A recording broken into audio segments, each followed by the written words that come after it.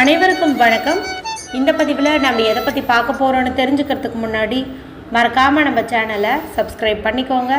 கூடவே பெல் பட்டனையும் கிளிக் பண்ணிவிட்டு ஆளுங்கிற ஆப்ஷன் கொடுத்துட்டிங்கன்னா நான் போடுற வீடியோக்கள் எல்லாமே மிஸ் ஆகாமல் நோட்டிஃபிகேஷனில் வந்துடும். இந்த பதிவு ரொம்ப ரொம்ப முக்கியமான பதிவு அப்படின்னே சொல்லாங்க. எதை பற்றிய பதிவு அப்படின்னு பார்த்திங்கன்னா, இன்றைக்கி அற்புதமான ஒரு நாளாக இந்த நாளை நமக்கு இந்த பிரபஞ்சமானது அமைச்சு கொடுத்துருக்குது. கோடியில் ஒரு நாள் அப்படின்னே சொல்லலாம். எப்போவாச்சும் ஒரு முறை தான் இது போல் சேர்க்கைகள் எல்லாம் நமக்கு அமையும். அந்த ஒரு சேர்க்கை இன்றைய நாளில் நமக்கு அமைஞ்சிருக்குது. இந்த நாளில் நிறைய சிறப்புகள் இருக்கிறதுனால நம்மளால் முடிஞ்ச அளவுக்கு நம்ம ஒரு சின்ன சின்ன பரிகாரங்கள் செஞ்சோம் அப்படிங்கும்போது அளப்பரிய பலன்களை நமக்கு கொடுக்கும் அப்படின்னே சொல்லலாம். சரி, முதல்ல இந்த நாளினுடைய சிறப்பு குறித்து தெரிஞ்சுக்கலாம். இன்றைக்கி மே மாதத்தின் 27ஆம் தேதி, வைகாசி மாதத்தின் 13ஆம் தேதி நிறைஞ்ச செவ்வாய்க்கிழமை. இந்த செவ்வாய்க்கிழமை அப்படிங்கிறது முருகப்பெருமான் வழிபாட்டிற்கும் அவர் அதிதேவதையாக கொண்ட செவ்வாய் பகவான் வழிபாட்டிற்கும் ஏற்ற ஒரு நாளாக கருதப்படுது. இந்த நாளில் என்னென்ன சிறப்பு இருக்குதுன்னு பார்த்திங்கன்னா, இன்றைக்கி காலையில் சூரிய உதயத்தின் போது நமக்கு அமாவாசை திதி இருக்குது. அதாவது நேற்று காலை 11:31 தொடங்கி இந்த அமாவாசை திதியானது இன்று காலை 9:09 வரைக்கும் இருந்ததுங்க. ஆனால் சூரிய உதயத்தின் போது இன்றைக்கி தான் இந்த அமாவாசை திதி இருக்குது. வைகாசி மாதத்தில் வரக்கூடிய இந்த அமாவாசை திதியை, அதாவது ஜேஷ்ட அமாவாசை திதியை சனி பகவான் அவதரித்த நாளாக சொல்லுவாங்க. அதாவது சனீஸ்வர ஜெயந்தி அப்படின்னு சொல்லுவாங்க. யாருடைய வாழ்க்கையில் இப்போ சனி தசா புத்தி நடந்துட்டுருக்குது, ஏழரை சனியெல்லாம் நடந்துட்டுருக்குது, வாழ்க்கையில் தொடர்ந்து நாங்கள் கஷ்டப்பட்டுட்டு தான் இருக்கிறோம், எந்த நல்லது நடக்கலை அப்படின்லாம் நினைக்கிறீங்களோ அவங்களாம் இந்த நாளை கெட்டியாக பிடிச்சிக்கிட்டு, நான் ஏற்கனவே ஒரு வீடியோ போட்டிருக்கிறேன். இந்த நாளில் எந்த மாதிரி வழிபாடு செஞ்சால் நம்மளுடைய பிரச்சனைகள் எல்லாம் அதனுடைய லிங்க்கு கூட இந்த வீடியோ முடியும் போது வரக்கூடிய எண்டு ஸ்க்ரீனில் கொடுக்குறேன். பார்த்து அதில் ஏதாவது ஒரு சிம்பிளான மெத்தடு நீங்கள் செலக்ட் பண்ணி இன்றைக்கி வழிபாடு செஞ்சிங்கன்னா மேலே சொன்ன எல்லா பிரச்சனையுமே உங்களுக்கு தீந்துரும். ஏன்னா சனி கொடுத்தால் எவர் தடுப்பார் அப்படின்னு சொல்லுவாங்க. அந்த அளவுக்கு சனீஸ்வரருக்கு சக்தி உண்டு. அதனால் அவர் அவதரித்து இந்த நாளில் நம்மளுடைய பிரச்சனைகள் தீரணும்னு வேண்டிக்கும் போது கட்டாயம் அது எல்லாமே அவர் சரி பண்ணி தருவார். டைம் கிடைக்குமா அந்த வீடியோ பாருங்கள். சரி, அடுத்ததான் இன்றைக்கி என்ன சிறப்பு இருக்குது அப்படின்னு பார்த்திங்கன்னா, இன்றைக்கி 999ங்கிற எண்ணுக்கு உண்டான சேர்க்கை இருக்குது. 9 அப்படிங்கிற எண் ஒரு பர்ஃபெக்ஷனை குறிக்கும், ஒரு முழுமையை குறிக்கும். நவ கிரகங்கள், நவ தானியங்கள், நவ ராத்திரி, நவ பாஷாணம் அப்படின்ட்டு நிறைய ஆன்மீக சம்மந்தப்பட்ட விஷயங்கள் எல்லாம் இந்த 9 அப்படிங்கிற எண்ணோட தான் இணைக்கப்பட்டு இருக்கும். இந்த சிறப்பெல்லாம் இந்த 9 அப்படிங்கிற எண்ணுக்கு இருக்குது. அது இங்கே எப்படி வந்திருக்குன்னு கேட்டிங்கன்னா, இன்றைக்கி செவ்வாய்க்கிழமை, செவ்வாய் பகவானுக்குரிய என்னன்னு பார்க்கும்போது 9. அடுத்தது இந்த தேதி பார்த்திங்கன்னா 27. இதில் வர 2யும் 7யும் ஆட் பண்ணிங்கன்னா உங்களுக்கு வரக்கூடிய கூட்டுத்தொகை 9. அடுத்தது இந்த வருடமானது 2025வது வருடம். இதை நீங்கள் ஆட் பண்ணி பாருங்கள். 2 + 2 4, 4 + 5 9. அப்போ இங்கே ஒரு 9 அப்படிங்கிற நம்பர் நமக்கு கிடைக்கிது. 999 கிடைக்கிது. மேலும் இன்றைக்கு பார்த்திங்கன்னா அந்த அமாவாசை திதியானது முடிஞ்ச நேரம் அப்படின்னு பார்க்கும்போதும் 9:09 தான். அப்போ இந்த நாளில் அந்த 9 அப்படிங்கிற நம்பருடைய எனர்ஜி அதிக லெவலில் இருக்கும் அப்படின்னே சொல்லலாம். இந்த சிறப்பு இருக்குது. இது கூட சேர்த்து சனி ஜெயந்தி இருக்குது. இத்தனையும் சேர்ந்து நம்மளுடைய வாழ்க்கையில் இருக்கிற ஒட்டுமொத்த கஷ்டத்தையும் நீக்கி நல்ல ஒரு செல்வ செழிப்பான வாழ்க்கையை அமைச்சு தரும் அப்படின்னே சொல்லலாம்.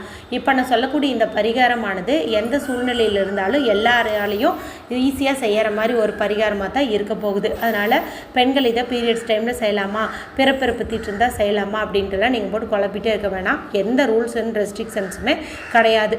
என்ன சுத்தமாக இருக்கக்கூடிய பெண்களாக இருந்தீங்கன்னா இன்றைக்கி பூஜை அறையில் தீபம் ஏற்றி வச்சு முருகப்பெருமான், செவ்வாய் பகவான், சனீஸ்வரரை மனசில் நினச்சிட்டு இந்த மாதிரி நீங்கள் உங்கள் கஷ்டங்கள் தீரணும்ட்டு வழிபாடு செஞ்சுட்டு இந்த பரிகாரத்தை செய்யலாம். மற்றவங்களாம் ஜஸ்ட் இதை நீங்கள் செஞ்சீங்க அப்படின்னாவே போதும், நல்ல பலன்கள் உங்களுக்கு கிடைக்கும். சரி, இது எந்த நேரத்தில் செய்யணும் அப்படின்னு பார்த்தீங்கன்னா, எந்த நேரத்தில் வேணாலும் நீங்கள் செய்யுங்க. இன்றைக்கி ராகு காலம், யமகண்டத்தை தவிர்த்து மற்ற எந்த நேரத்தில் வேணாலும் நீங்கள் இதை செய்யலாம். இதுக்கு தேவையான பொருட்கள் என்ன அப்படின்னு பார்த்திங்கன்னா, எண்ணி 9 கருமிளகு நமக்கு தேவைப்படுது. இன்றைக்கி சனீஸ்வரருக்குரிய நாளாக இருக்கிறதுனால கருப்பு நிற பொருட்களை நம்ம பரிகாரத்துக்கு பயன்படுத்துறது சிறப்பு. இவை தாண்டி செவ்வாய்க்கிழமை நாளில் நம்ம மிளகை வச்சு ரெகுலராகவே நம்மளுடைய சேனலில் பரிகாரங்கள் சொல்லிகிட்டு இருக்கிறோம். ஏன்னா இந்த மிளகுக்கு விஷத்தை முறிக்கிற தன்மை மட்டும் கிடையாது, நம்ம வாழ்க்கையில் இருக்கிற கஷ்டங்கள், கவலைகள் எல்லாத்தையுமே நீக்கும். குறிப்பாக கடன் பிரச்சனையை நீக்கும். செவ்வாய்க்கிழமை நாளில் கடன் பிரச்சனை தீரணும்ட்டு நம்ம பரிகாரம் செய்வோம் இல்லையா, இன்றைக்கி எல்லாமே நமக்கு இங்கே பொருத்தமாக வந்து அமைஞ்சிருக்குது. அதனால் நீங்கள் 9ங்கிற எண்ணிக்கையில் கருப்பு மிளகு வந்துட்டு நீங்கள் எடுத்துக்கோங்க. அடுத்து நமக்கு தேவைப்படுறது அப்படின்னு பார்த்திங்கன்னா சிவப்பு நிறத்தில் இங்க் வரக்கூடிய பேனா, ஸ்கெட்ச் பென்சில், மார்க்கர் வந்து தேவைப்படுது. இந்த சிவப்பு நிறம் அப்படிங்கிறது செவ்வாய் பகவானுக்கு உரிய ஒரு நிறமாக கருதப்படுது. மேலும் நம்மளுடைய விருப்பங்கள் யாவையும் பூர்த்தி செய்யக்கூடிய நிறம்னு பார்க்கும்போதும் இந்த சிவப்பு நிறத்தை வந்து சொல்லலாம். அடுத்ததாக சின்னதாக வந்து ஒரு வெள்ளை நிற துணி வந்து நீங்கள் எடுத்துக்கலாம், அல்லது பேப்பர் வந்து எடுத்துக்கலாம். எந்த கோடு இல்லாத மாதிரி எடுத்துக்கிறது நல்லது. இப்போ சதுர வடிவில் இருந்துட்டு இதை கட் பண்ணி வச்சுக்கோங்க. அடுத்தது இந்த 3 பொருட்களையும் எடுத்துகிட்டு வீட்டில் அமைதியான இடத்துல உட்காந்துக்கோங்க. யாருக்கிட்டையும் பேசாதீங்க, டிவி பார்க்காதீங்க, மொபைல் பார்க்காதீங்க. மனசை நல்லா ரிலாக்ஸ் பண்ணிக்கோங்க. அதன் பிறகு நீங்கள் எடுத்து வச்ச இந்த பேப்பரில் நான் ஸ்க்ரீனில் காட்டுறேன் பாருங்கள், இந்த சிம்பலை வந்துட்டு வரைஞ்சிக்கோங்க.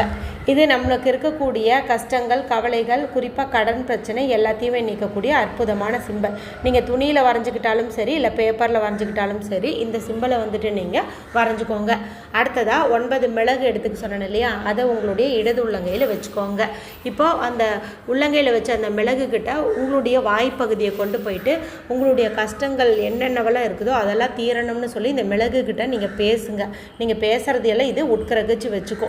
எனக்கு இத்தனை கடன் இருக்குது, இந்த கடன் நீங்கணும், கவலை நீங்கணும் அப்படின்னு சொல்லிட்டு எல்லாமே சொல்லுங்கள். ஒரு பிரச்சனைன்ட்டு இல்லை, என்னென்ன பிரச்சனை இருக்குதோ எல்லாத்தையுமே வந்துட்டு நீங்கள் சொல்லுங்கள். சொல்லி முடிச்சுட்டு உங்களுடைய இடது கையாலேயே ஒவ்வொரு மிளகா பொறுமையாக வந்து நம்ம முன்னாடி இருக்கிற அந்த பேப்பர் மேலே நீங்கள் வைக்கணும். ஒன்று ஒன்றா பொறுமையாக வந்து வைங்க. கஷ்டம் தீரணும், கவலை தீரணும், நோய் தீரணும் அப்படின்னு நீங்கள் சொல்லிக்கிட்டே கூட வைக்கலாம். இப்படி 9 மிளகையும் வச்சதுக்கப்புறம் இப்போ நீங்கள் துணியில் வச்சுருந்தீங்கும்போது அந்த துணியை வந்து சின்ன முடிச்சு மாதிரி வந்து கட்டிக்கோங்க, அதாவது ஒரு மூட்டை மாதிரி கட்டிக்கோங்க. பேப்பரில் வச்சிங்கும்போது பேப்பரை வந்து நீங்கள் மடிச்சுக்கோங்க. அந்த மிளகெல்லாம் கீழே விழுகாத மாதிரி நீங்கள் மடித்து வச்சுக்கோங்க. அடுத்ததாக இந்த பேப்பரையோ துணியோ வந்துட்டு நீங்கள் மடிச்சுட்டு உங்கள் வீட்டுக்கு வெளியில் வந்து நின்றுக்கோங்க. நிலைவாசல் படிக்கு வெளியில் வந்து நின்றுட்டு உங்களுடைய கஷ்டங்கள் தீரணும்னு சொல்லிக்கிட்டே உங்களுடைய இடது கையில் இதை வச்சுட்டு உங்களுடைய தலையை இடதுபுறம் இருந்து வலதுபுறம் 9 முறை, வலதுபுறம் இருந்து இடதுபுறம் 9 முறை இந்த மாதிரி வந்து சுற்றிக்கோங்க. சுற்றிட்டு இப்போ நீங்கள் அதை அப்படியே எடுத்துகிட்டு போயிட்டு எங்கேயாவது ஒரு மண் போன்ற பகுதிகளில் நீங்கள் இதை தூக்கி எரிஞ்சிட்டு வந்துடுங்க. ஒரு சில பரிகாரங்களுக்கு நான் வந்துட்டு மிளகை வந்து எரிக்கணும் அப்படிங்கிற ரூல்ஸ் இருக்குதுன்ட்டு சொல்லுவேன். ஆனால் இந்த நாளில் நம்ம எரிக்க வேண்டிய தேவை வந்து கிடையாது. அதனால் நீங்கள் ஜஸ்ட்டு உங்கள் தலையை வந்து சுற்றுறீங்க, அதை எடுத்துகிட்டு போயிட்டு எங்கேயாவது தூரமாக வந்து வீசி எரிஞ்சிட்றீங்க. இல்லைன்னா நீங்கள் இதை எடுத்துகிட்டு போயிட்டு அந்த பேப்பரை ஓப்பன் பண்ணி கூட அந்த மிளகை வந்து மற்ற பறவைகள் ஏதாவது சாப்பிட்ற மாதிரி கூட நீங்கள் அப்படி ஓப்பன் பண்ணி வைக்கலாம். இந்த மாதிரி வந்து பண்ணலாம். இந்த நாளில் வந்து மிளகை வந்து நீங்கள் எரிக்க வேண்டாம், அது கொஞ்சம் ஞாபகம் வச்சுக்கோங்க. சும்மா அதை நீங்கள் தூக்கி போட்டீங்க அப்படின்னாவே போதும். அடுத்தது வீட்டுக்கு வந்தது குளிக்கணுமா அப்படின்னு கேட்டிங்கன்னா குளிக்கணுங்கிற அவசியம் கிடையாது. ஆனால் கை கால் முகம் கழுவிட்டு தலையில் 2 சொட்டு 3 சொட்டு தண்ணி தெளிச்சிக்கிட்டீங்க அப்படின்னா போதும். இந்த பரிகாரத்தை எவ்வளவு நேரம் வரைக்கும் செய்யலாம் அப்படின்னு பார்த்தீங்கன்னா இன்று இரவு தூங்கிறதுக்குள்ளே நீங்கள் எப்போ வேணாலும் செய்யலாம். ஏன்னா இந்த சேர்க்கை வந்து இந்த நாள் முழுக்க இருக்குது. இருந்தாலும் முடிஞ்ச அளவுக்கு நீங்கள் இரவு 9 மணிக்குள்ளார செய்யறதுக்கு முயற்சி பண்ணுங்கள்.